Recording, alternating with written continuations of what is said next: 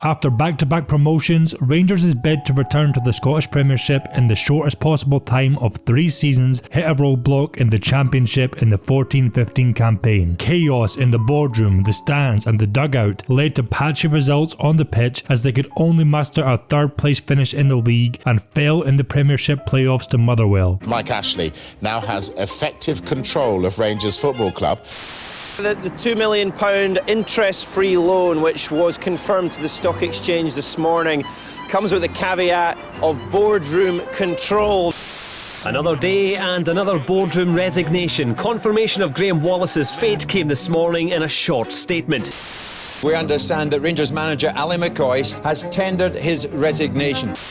Rangers players probably don't know what's coming next when they turn up for training, having lost Ali McCoist last month, with turmoil in the boardroom meaning it's not even certain they'll get paid this month. There's now further uncertainty after caretaker boss Kenny McDowell handed in his resignation.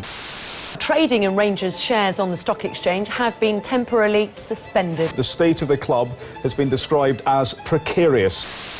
Dave King, the man we're expecting to take control at the club, has arrived in Glasgow for tomorrow's extraordinary general meeting. The club, I think, to use a term that Paul referred to, is pretty much broken. What does it mean for you to be Rangers manager? Well, it's obviously a big challenge. The third manager of that season, Stuart McCall, did not last long and was replaced by Mark Warburton in June, less than a month before the new season kicked off. Despite further drama, court cases and financial frailty, Warburton delivered results on the pitch and led Rangers to the Scottish Championship title. On a limited budget, Warburton made some shrewd and, on paper, masterful signings as he geared up for the 16-17 season. Experienced pros like Nico Cranshire, Joey Barton, Philip Senderost, Clint Hill and Joe Garner brought with them hundreds of games worth of know-how and were expected to be vital role models for the raft of younger prospects that were signed from down south. These included players like Josh Windass, Matt Crooks, Jordan Rossiter and Joe Dodo. However, the new Rangers machine did not roar into gear, but instead spluttered into life, starting the new campaign with a disappointing draw at home to Hamilton. Back-to-back wins were followed by a dreadful series of results. A draw with Kilmarnock, an embarrassing 5-1 hammering at the hands of Celtic, a goalless draw with Ross County and a 2-1 loss to Aberdeen. Throughout this time, an unwelcome Joey Barton sideshow was dominating the back pages. So much was made of your battle with Joey Barton in the build-up to this. How was it out there? Easy, yeah, it's fine. Wasn't a problem, there's no battling whatsoever. So what's behind Barton's suspension? Well, it follows a row with this man, Andy Halliday. Barton clashed with his teammate at the training ground last Tuesday, and it came in the aftermath of Rangers' 5-1 defeat to Celtic. I don't have any sympathy for Rangers, to be honest. If you sign a player like Barton, you know you get in trouble. Can you confirm you're still a Rangers player as it stands? I think so. After that rough patch, results did more or less pick up for a couple of months, but stormy seas were never too far away, and a turbulent run of just 1 win in 5 league matches from late December to early February saw Warburton given the boot. Predictably, that was controversial. Rangers claimed that Warburton, his assistant David Weir and head of recruitment Frank McParland had all tendered their resignations. Warburton and his team denied that this was the case and asserted they had been removed forcibly without warning. Whatever the truth surrounding the actual circumstances, one fact was undeniable. Rangers were in need of a new manager. All of the press speculation and the bookies' favourites lists were encouragingly touting the kind of names that it seemed Rangers required. According to pundits in the newspapers, I'm one of the favourites. I don't think Rangers would go far wrong and attempted to get Derek McInnes, Alex McLeish, Frank de Boer, they were all men who understood Rangers and what it took to be successful at Ibrox. With the exception of perhaps de Boer, either McInnes or McLeish could be seen as a safe and secure pair of hands. The board, however, decided to pick someone out of the risky and experimental column. Pedro Caixinha is a name that's come up. Apparently he's the favourite at the moment. The board have been talking to him. Have you heard of him? Do you know much about him? No, I don't know. I don't know a lot about him. I'm a little bit worried, I have to say. More than a month after Mark Warburton left Ibrox, Rangers have confirmed Pedro Caixinha as manager. A goalkeeper, Pedro Caixinha ended his nondescript playing career, spent entirely in the lower leagues of Portugal early, in his 20s, to go to university and get a master's degree in sports science. In Portugal, such coaches are known as academic coaches, and he was following in the footsteps of managers like Jose Mourinho and Carlos Queiroz. He began his managerial career coaching youth and amateur sides in his homeland. In 2004, he was taken under the wing of compatriot Jose Peseiro, with whom he spent 6 years as an assistant and gained experience at 5 different teams. In 2010, he struck out on his own once more and took charge of União de Lieira in the Portuguese Primeira Liga, the exact same club that Mourinho had begun his own legendary coaching journey at nearly a decade prior. In fact, Mourinho had already noticed the young Caixinha and sent him to Scotland with a recommendation letter to study for his UEFA A licence in Glasgow. Caixinha helped Lieira to finish 10th and then went to fellow top-flight side Nacional, who he guided to 7th. He resigned after only 6 games of the 12-13 season, with his side propping up the table. With a slightly bruised reputation in Portugal, Caixinha decided to go abroad in search of success and took charge of Liga MX side Santos Laguna in Mexico. In 2 years there, he won 3 trophies. He then signed a lucrative 18-month contract with Qatari outfit Al Gharafa. There, he pleased the owners with the attractive style of football he implemented and how he developed the young players. They were reluctant to see him go, and Rangers had to fight to get him out of his multi-million-pound deal. As soon as Caixinha emerged as a shock favourite to replace Warburton, the Scottish Sun revealed 2 very interesting pieces of information about him. First, that he had worked as a scout for Celtic in 2009, and second, that he was a fully qualified bullfighter, or forcado, and had fought over 90 bulls in his life. Despite him being a virtual unknown, Rangers fans were willing to give him a chance if he would put a stop to Warburton's uninspiring brand of sideways football, whose lack of penetration led to alarmingly few goals scored and whose passivity led to too many let in. On the 12th of May, Caixinha watched from the stands at Parkhead as Graham Murty marked the end of his 6-game stint as caretaker manager with a 1-1 draw against runaway leaders Celtic. The Portuguese manager would surely have been impressed by an organised and industrious performance, if perhaps concerned by a lack of star quality. In his first press conference the very next day, Caixinha talked the talk and sounded like a man who understood what a huge and historic club he had just signed for. You said that you joined the biggest club in Scotland. Can you elaborate on why you think that is? Two numbers. 144 years old, 54 league titles. The Portuguese then wasted no time in trying to sell his vision for Rangers to his new players. In a dazzling PowerPoint presentation complete with fireworks and flash graphics, the new gaffer set out his stall. He showed clips of the type of football he had got his Al Gharafa side playing and insisted the Rangers would be replicating it. There were many skeptics amongst the Rangers team. In the scorching Qatari heat, the players were strolling around with no pressure on the ball. Rangers would never be afforded that luxury against any team in the league. So he's got these lads playing footy and passing the ball, saying, lads, this is how I want us to play football for Glasgow Rangers. And we're like, it's 90 odd degrees out there. It's walking football. No one's putting any pressure on you. And we're sat there going, he doesn't know what it means to put that blue top on, to go to an away ground. You're not going to get it that easy. In terms of training philosophy, Caixinha arrived in Scotland a disciple of Vitor Frade. Frade is the brains behind a methodology called tactical periodization, whose famous followers include Jose Mourinho, Andre Villas-Boas, Leonardo Jardim and Nuno Espirito Santo. Explaining it in detail is rather complicated, but in its essence it is a training program which revolves around the proximity to the next match and replicating the game scenarios expected to be found within said match, categorized by defense, attack and the transitions between the two. Nothing is done in isolation, even fitness. As Mourinho said in 2005, I do not believe in practicing skills separately. You have to put together all these aspects in a match situation.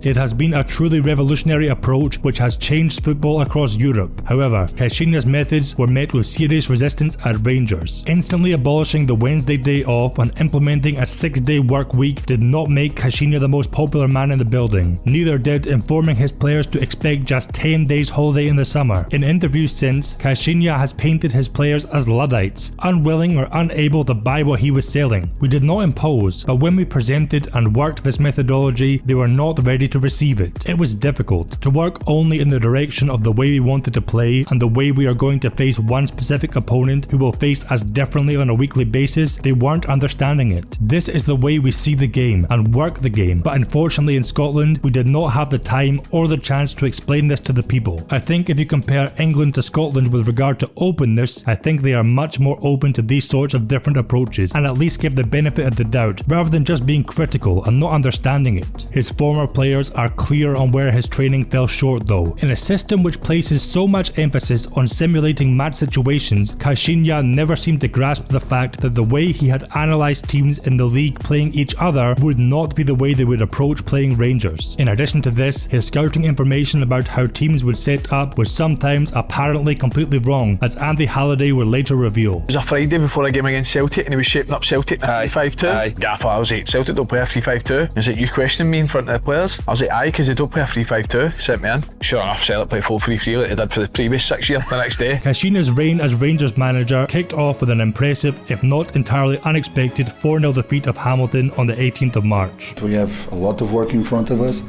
but it's always good to have a good start, and a good start on the direction you want to change the behaviour. The next two games were significantly shakier. Rangers appeared unprepared for and unable to deal with the energy and aggression of Motherwell at Ibrox and were majorly under the cosh throughout the first half, falling 1-0 behind. As would be a feature of Caixinha's reign, he shuffled the deck at half-time, making a trio of aggressive attacking changes, bringing on Andy Halliday, Michael O'Halloran and Joe Garner at half-time for 3 defenders. We were forced to make 3 substitutions. It paid off in the end as Kenny Miller's excellent swerving cross was tapped in by Garner at the back post. Despite further chances for the Bears, the game ended in a draw, a result which saw Rangers rooted in third, 10 points behind Aberdeen. For the second half, the attitude of the boys were just amazing. I mean, I need to be so proud of them. To make matters worse, influential captain Lee Wallace had been injured in the first half and was ruled out for the rest of the season. With other defenders also unavailable, Caixinha had to cobble together a makeshift back line for the next match against Kilmarnock. Nobody, however, forced him to reveal his full team the day before the match, telling the world that 18-year-old Maltese left-back Miles Bierman would be making his debut along with fellow youngster David Bates at centre-back. Tell you more than the defence. You just asked me about the defense, I give you everything. Wes,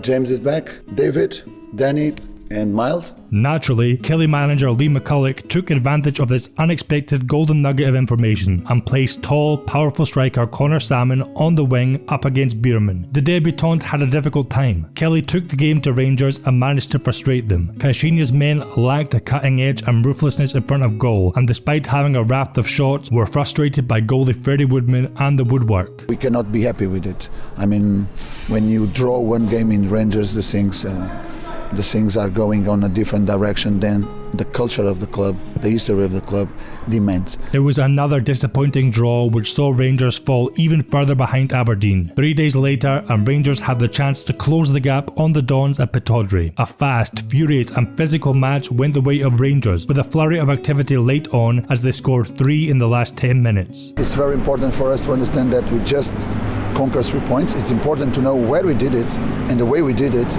but we need to keep building over this victory. A routine 2-0 win over Partick Thistle then set Caixinha up for his first taste of the Old Firm derby in the dugout as a double-header against Celtic loomed. First up was the Scottish Cup semi-final. Despite having been given the blueprint on how to frustrate Celtic by Graham Murty a month previously, Caixinha decided to do things his own way. Celtic dominated from the off and in truth never had to get out of second gear or break a sweat to dispatch Rangers. The opener came after 10 minutes, a simple long ball over the top to Dembele, who controlled it nicely and laid it off to the unmarked Callum McGregor, who strode forward unchallenged and curled it past Fotheringham. Celtic were allowed to continue to stroke the ball around at their leisure, as no man in blue was able to get close to the Celtic player in possession. Up front, they were completely toothless, easily neutralised and offered next to nothing. In the second half, the substitutes Caixinha made during half-time, bringing on Joe Dodo and Barry Mackay, helped the Rangers to a bright start, and they looked more threatening. However, they were soon stopped in their tracks after Tavernier brought down down Lee Griffiths with a late slide tackle. Sinclair dispatched the spot kick and Rangers were dumped out of the cup. 6 days later, and Rangers put on another display devoid of passion, commitment or any discernible game plan as Celtic romped to their second 5-1 win over their city rivals that season and their largest ever victory at Ibrox. The only thing that I can tell you is that I'm the main responsible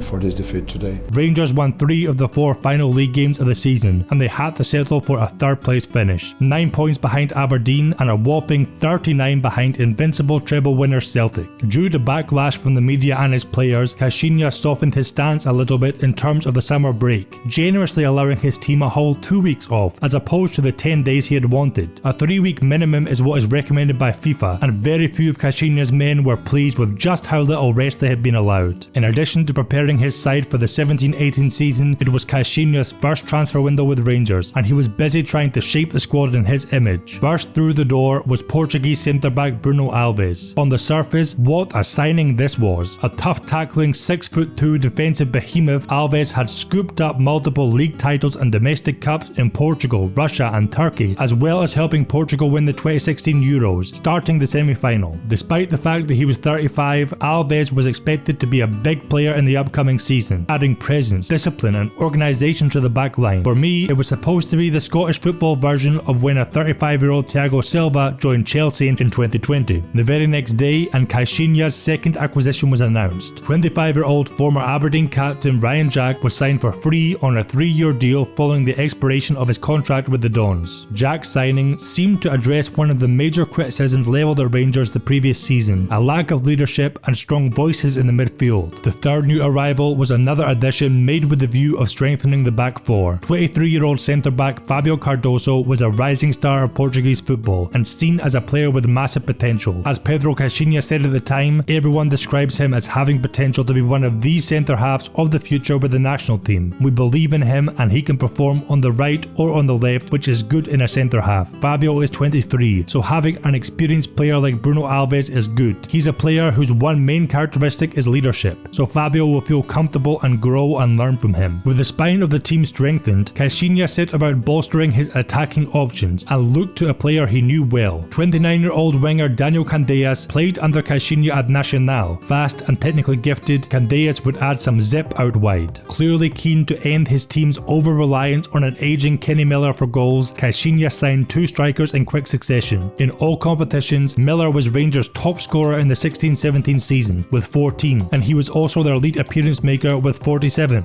Given that he would turn 38 during the upcoming season, Caixinha was understandably keen to phase the veteran forward out. Colombian striker Alfredo Morelos had been tearing it up for HJK Helsinki and scored 27 goals in a season and a half in Finland. Caixinha's Finnish assistant coach Jonathan Johansson identified the requisite fight, desire and work rate in the 20-year-old and recommended him to Pedro. Caixinha greenlit a £1 million move for the striker. He arrived requiring a lot of work with the coaches to first of all get him to the right weight and secondly smoothen the rough edges tactically, but all the raw materials for an explosive and potent attacking threat were there. 3 days later, deals for a pair of Mexicans were finally confirmed, Eduardo Herrera and Carlos Peña. At 28 years old, with 57 goals and 189 appearances for Pumas and 9 appearances for the national team under his belt, Herrera was expected to be the experienced first-choice striker for Caixinha, with Morelos as his understudy. Herrera had played under Caixinha before, while on a season-long loan at Santos Laguna in 2013. On the same day, midfielder Carlos Peña signed. There had been a big buzz about Peña when he was in the academy at Pachuca, where he was considered one of the best young talents. Nicknamed El Hullet due to his similarity in look and style to the legendary Dutchman. His career stalled in his 20s though, mainly due to off-field issues, namely struggles with alcohol, as Caixinha later revealed. When I arrived in Mexico at the end of 2012, Carlos was the most incredible midfielder. He was a goal scorer, up and down, defending and attacking. He was a massive player with a lot of technique and physicality. After that, he passed through some problems. He couldn't deal with what he achieved. He passed through one stage where he was having drinking problems. It was totally known, and when we contacted the previous team and coaches in Mexico, they told us he still had a little bit of the problem, but is much better, and he has a will to change everything. I'm not going to lie to you that he came totally clean. No, he didn't arrive totally clean for us. When he was at Kenny,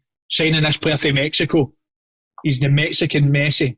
He's brilliant, honestly, so top quality, but he's a bit crazy, no? bit crazy. You need to look after him. Mate, he was messy, all right.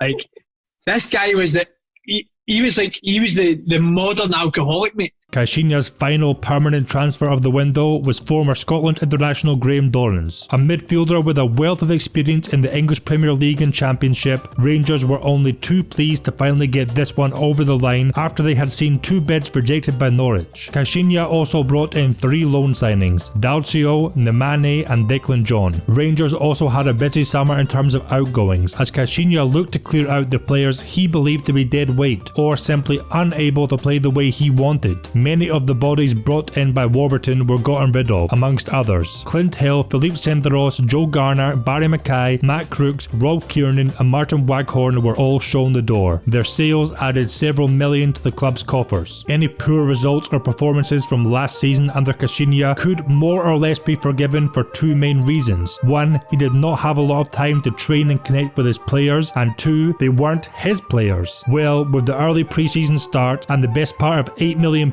invested, Caixinha would have no such excuses to fall back on in the 17-18 season. The first order of business, and the main reason why Caixinha wanted to start training so early, was the first qualifying round of the UEFA Europa League, occurring just 39 days after the curtain came down on the Scottish Premiership. Rangers' opponent in the first round were Luxembourg outfit Progress Niederkorn. With all due respect, it was expected that this would be no more than a formality, with many predicting a goal fest for the Jars. With a population of just over 600,000 and with no team ever having made it through to the group stage of the Europa League at that point, FC Dudelange would later change this trend, qualifying in 2018 and 2019. Luxembourg could not exactly be described as a footballing powerhouse. Part-timers Progress themselves hadn't won the league since 1981 and qualified by finishing 4th in their league the previous year. They also had only managed to muster a single goal in 13 European matches, failing to win a game. A sell-out Ibrox crowd came to see their team's first game in European competition in 6 years. However, there can't have been many who were overly impressed with what they were served up. In the first half, for all Rangers dominated the ball and produced a few pretty passages of play, with the classy Nico Cranshire usually at the heart of it, there was a distinct lack of tempo, and most worryingly, quality in the final third. They had plenty of shots at goal, but failed to test the Progress goalie even once in the opening half hour, with the majority of their efforts either blocked or flying off target. The best chance of that period fell to Cranshire, who simply had to do better with his header at the back post. In the 36th minute, Miller got the opener after a clever, quickly taken free kick.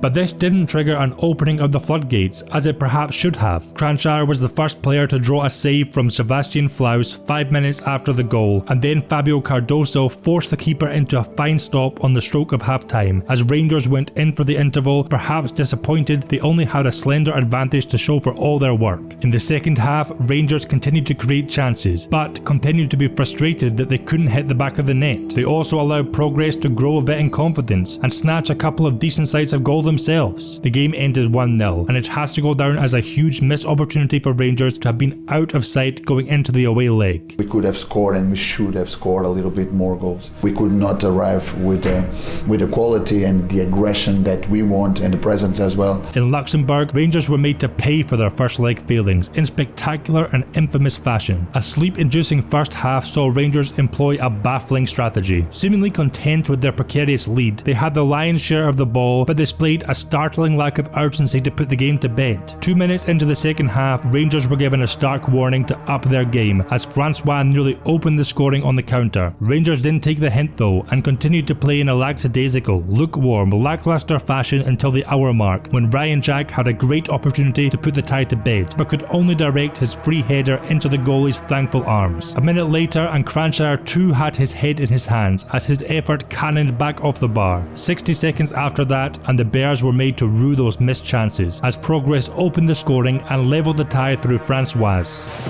Cleared only as far as Olivier Thiel. That's a great ball back in, and there is the goal which levels up the tie. It's Manu Francois. With 15 minutes left to play, substitute Josh Windass gave away a silly free kick not far from his own box. Sebastian Tell's delivery flummoxed everybody and sneaked past Fodringham. It is Sebastian Thiel with the free kick, and it's gone in, and Rangers are staring at a shock European exit at the first hurdle. This did appear to wake Rangers up slightly, and as they desperately chased the goal that would see them through to the next round on away goals, they twice hit the post in the final 5 minutes, first through Windass and then Kenny Miller. As the final whistle rang out, a shell-shocked Rangers team stumbled off the pitch to the dressing rooms, where they sat in stunned silence as Progress celebrated wildly with their jubilant fans. Disappointment and responsibility, I assume all the responsibility. We could not do what we were here to do, win the game. I think it's one thing that happens in once in a lifetime, happens to us today. That's part of the football. A truly embarrassing result was described in the press as the worst in Rangers history, and it really was a disaster. Chairman Dave King had repeatedly mentioned how important the funds gained from European qualification were to catch up with Celtic, and a large summer outlay had been made with that intention. The lasting image from that harrowing night came from Pedro Caixinha himself. Thousands of devoted supporters had made the journey to Luxembourg to follow their team, and a section of them were waiting by the team bus to make their feelings known. In a probably well-meaning but ultimately ill-advised attempt to placate the irate fans, Caixinha waded knee-deep into a bush to apologise. He ended up being photographed pointing and remonstrating at the fans before eventually being dragged out of the shrubbery by security. The Progress result heaped even more pressure and scrutiny on Caixinha and his team. Nothing less than a perfect start to the domestic campaign would be enough to convince fans, pundits and ultimately the board that Caixinha was the man to take Rangers back to the top. July had been expected to be filled with Europa League qualifiers, but instead Caixinha had plenty of time to try and gel his squad together after the high turnover of playing personnel in the summer. Something that was evidenced by the fact that 6 players were making their Rangers Scottish Premiership debuts in the 17-18 season opener against Motherwell. On his very first start for his boyhood club, Graham Dorrans looked to dispel some of the lingering resentment from Luxembourg and fired his team in front after 4 minutes. Rangers dominated and created plenty of chances, with Josh Windass looking particularly impressive, but as had been the story many times the previous season, they were unable to convert that superiority into goals, and Motherwell equalised just before half-time. Dorrans then restored the lead from the spot, and Rangers clung on to secure a much-needed win. We could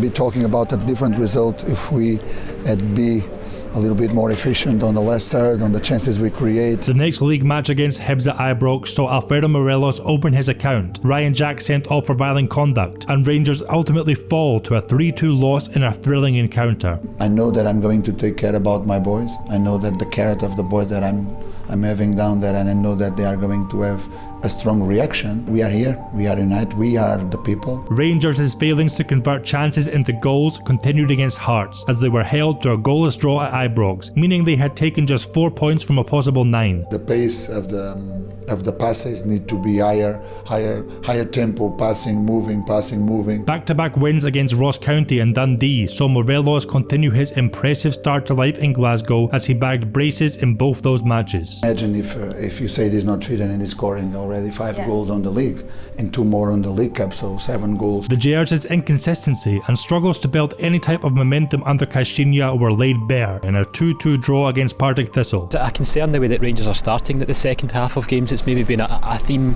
through a number of the other games as well.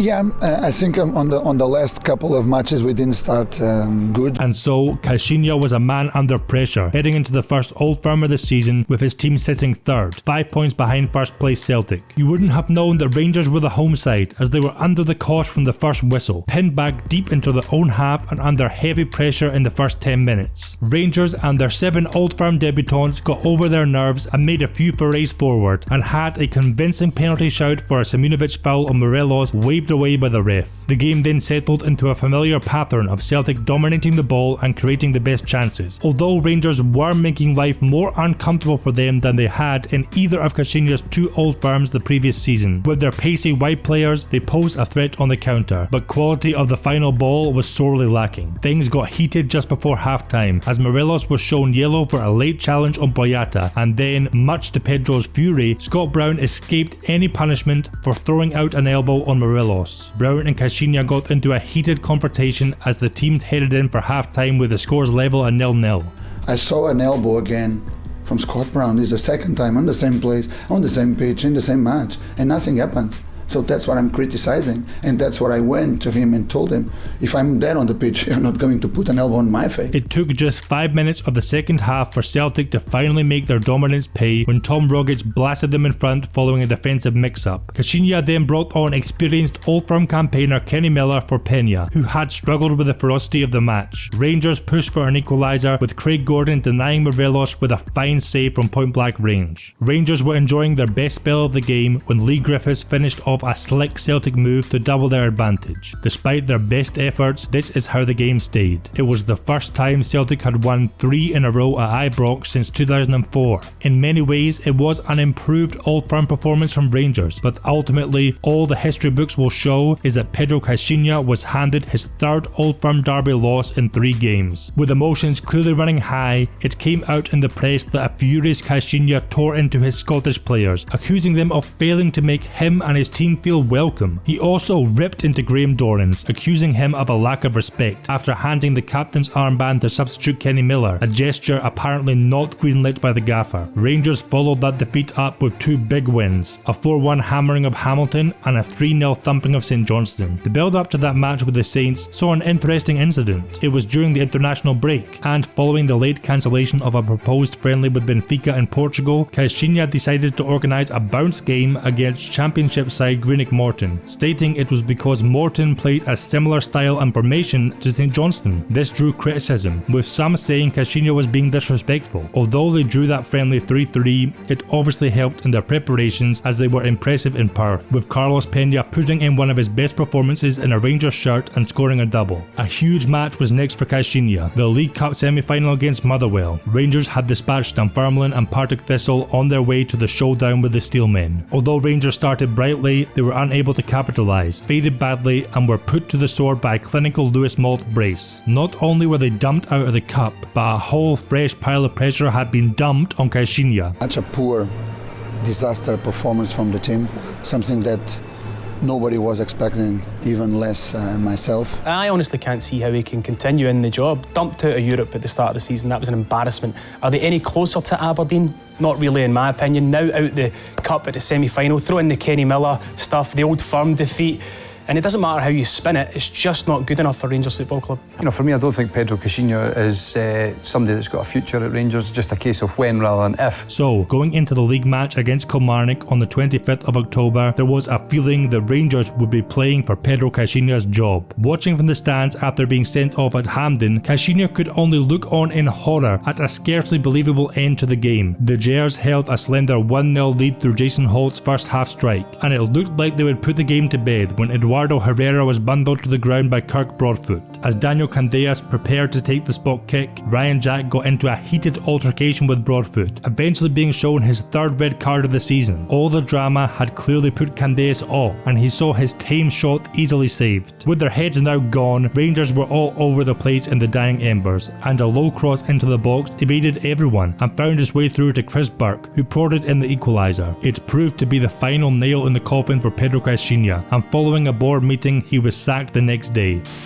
The big news, Pedro Caixinha has been sacked as Rangers boss. Hate to say I told you so, out by October. Pedro Caixinha, the class clown, the walking, talking contradiction. He had to go. The Rangers board had absolutely no choice. He's probably the most embarrassing manager in the history of Rangers Football Club. His calamitous and chaotic 229-day reign made him the shortest serving manager in Rangers history, taking that unwanted crown from Paul Le Guen. So where did it all go wrong? Well, the easy answer would be to say making such a risky appointment in the first place. At a turbulent and tumultuous time, Rangers needed an experienced manager with a proven track record, preferably one with experience managing in Scotland to steady the ship. Instead, they went for Pedro Caixinha, untested at the highest level and with a habit of changing job with alarming regularity. The Rangers board were gambling that Caixinha would turn out to be the next Pep Guardiola. It backfired spectacularly. Instead of calm, he brought chaos. He turned Rangers into a circus more or less from day one. Stories of him banning green boots in training because it's the colour of Celtic, plastering "We Are the People" on the dressing room walls, or playing an edited scene from the film 300 to motivate them before a game against Aberdeen, all helped the media to paint him as a crackpot. The language barrier also hindered him, as some of of his press conferences devolved into incoherent ramblings. He also came out with some strange stuff, which the press leapt on with glee, holding it up as evidence that he was a nutter and made him something of a laughingstock. It's a Portuguese say, but it's an interesting one. The dogs bark and the caravan passes. The caravan keeps moving. The caravan keeps going. My thoughts about that is that I've been speaking about the last 3 weeks on it, and I just like to place a period in all those conversations. Will Kenny be in the squad for this weekend? Period. But you do understand by not talking about this, it does fuel the spectacle. Period in Portuguese means ponto final. You ever been in Las Vegas? Yes. So what happens in Las Vegas stays in Las Vegas. So that's the first thing. You arrive there and you cross the border, that's what everybody says. I can tell you what I can tell you. I'm not going to tell what I don't want to tell you because it's private. When I have one squad, even if I'm a manager from Ross County, I will say that I have the best squad and I have the best players because I have those that I believe, that trust in myself, and I work with them in the daily basis. So you don't believe you have the best squad? I believe, that's why I'm saying that. I believe. So which of the Celtic players wouldn't get in your team? I don't care about Celtic. Almost nobody thought that he should have got the job, so Caixinha was up against it from the very beginning, but Pedro did very little to help himself. He had the opportunity to make allies of and surround himself with Rangers men from the very beginning. Barry Ferguson interviewed for a coach's job, but was rejected by Caixinha. He was asking about the Scottish game, and I started talking about Pittodrie, Tynecastle, Easter Road, Fir Park, horrible places to go. You've got to change, you know what I mean? Sometimes you've got to roll your sleeves up, make sure you win the battle, and he's looking at me thinking, no, I play this way and this way only. I says, it's not going to operate. Saying that he wanted the gaffer's job for himself in 5 years probably didn't help. I agree that at 37, decreasing Kenny Miller's playing time was the right move, but Caixinha should have kept him close, almost like an extra coach or advisor. Instead, the manager made him a scapegoat, gave him the cold shoulder, and disrespectfully forced him to the periphery of the team. Miller was one of the players who fell victim to Pedro's paranoia. He told the press that someone in the squad had leaked his team to St Johnstone, and also told the papers about his hairdryer treatment after the Celtic match. Miller, Lee Wallace and Andy Halliday were all accused of being the mole. Tactically, Caixinha apparently liked width and utilising his wide players, and his style of football did create chances. However, all too often, the urgency, tempo, aggression and desire needed to win games of football in Scotland was lacking. They were a soft touch and often bullied out of games. His habit of making personnel and formation changes at half-time either show him to be a proactive tactician or someone scrambling to correct the mistakes they made with their initial starting lineup. He failed to win 3 consecutive games in his time at Rangers and had a win rate of 53.8%, more than 10% less than Warburton's. He resided over some embarrassing losses and performances to Celtic, Aberdeen and Motherwell. It was defeat to Minnow's Progress Niederkorn though, which really put Caixinha in the firing line, and his days were truly numbered following that debacle. His method of training alienated many players, with things like naming the team for the weekend's match on a Monday, deepening divisions and tensions in the squad. Michael O'Halloran blasted Caixinha's training for lacking intensity, claiming he had to do extra individual exercises to maintain fitness. This resulted in a very unbecoming tit-for-tat between the manager and the player. No. Not with me. So he would be like... He's not my type of player. He's not the type of player that Rangers needs. But probably there was something to O'Halloran's claims, as Caixinha's Rangers team often appeared to run out of steam in games. Caixinha's aggressive, standoffish approach with his players failed to foster the requisite team spirit. To give him some credit though, he showed willingness to play young players, with the likes of David Bates and Ross McCrory making their debuts under the Portuguese. In terms of transfer dealings, it was certainly a mixed bag. The 2 Mexicans were expensive flops. He took an unnecessary risk on the troubled Carlos Peña, and Herrera never looked up to scratch.